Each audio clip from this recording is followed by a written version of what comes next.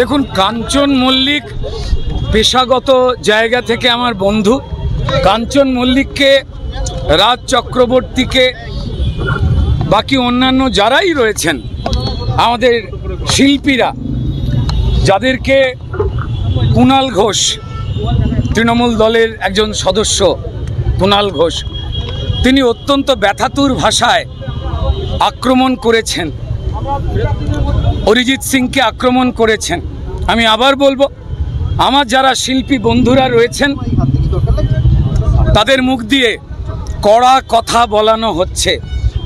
আমি ব্যক্তিগতভাবে কাঞ্চন মল্লিক, রাজ চক্রবর্তী, যারাই তৃণমূল দলে এমপি রয়েছেন, এমএলএ রয়েছেন, যাদের সফটলি প্রায় থ্রেটের ভাষায় কথা বলেছেন, অরিজিৎ সিংকে অপমান করেছেন, কুণাল ঘোষ, তৃণমূলের একজন সদস্য কুণাল ঘোষ। আমি আবার বলবো, আমার বন্ধুরা কেউ পাপের পক্ষে নয়, অন্যায়ের পক্ষে নয়, তারা মানবিকতার পক্ষে বলেই তাদের এই ধরনের প্রচ্ছন্ন হুমকির শিকার হতে হয়েছে। এবং সম্ভবত, আমি জানি না, কাঞ্চন মল্লিক, রাজ চক্রবর্তীকে যখন আমরা খেতে না পেয়ে স্ট্রাগল করতাম তখনের আমরা বন্ধু।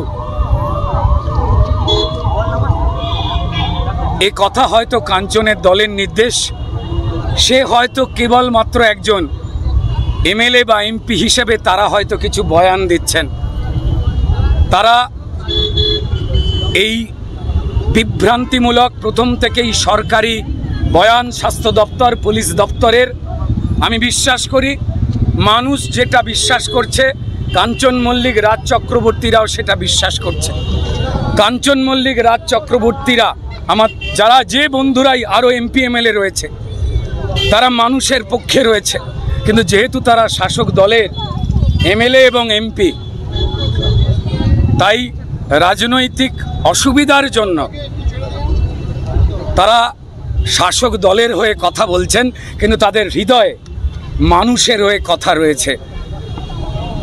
আপনারা যেটা বললেন যে কাঞ্চন মল্লিক যে কথাটা বলছে একটু ধুমকির প্রায় শোনাচ্ছে, আমি বিশ্বাস করি না কাঞ্চন মল্লিক, রাজ চক্রবর্তী, জুন মালিয়া, বাকি যারাই রয়েছেন তৃণমূলে, তারা হৃদয়ের দিক থেকে যে সরকারের স্বাস্থ্য দপ্তর, পুলিশ দপ্তর যারা বিভ্রান্তিমূলক বয়ান দিচ্ছে বা তথ্য প্রমাণ লোপাটের সঙ্গে জড়িয়ে গেছে বলে সাধারণ সব মানুষ বলছে, বা হঠাৎ করে তদন্ত চলাকালীন পিডব্লিউডি ডিপার্টমেন্টকে দিয়ে সেমিনার রুমের আশপাশ ভেঙে প্রমাণ গোড়াবার চেষ্টা করা হলো বলা হচ্ছে, যেটা আমি জানি না আমার বন্ধুরা এই ধরনের কাজে বিশ্বাস করে কিনা। তাদের হৃদয়ে হাত দিন, মুখের কথায় তাদের যাবেন না, তাদের হৃদয়ে হাত দিন। তারা পশ্চিমবঙ্গের জনগণের কথা বলছে, আমরা সবাই মিলে যা কথা বলছি, আমাদের মায়েরা, বোনেরা, তাদের পরিবার, তিলোত্তমার পরিবার যে কথা বলছে, তারা আসলে সেই কথাই বলতে চায়। বাধা তো তাকে হয়তো আছে।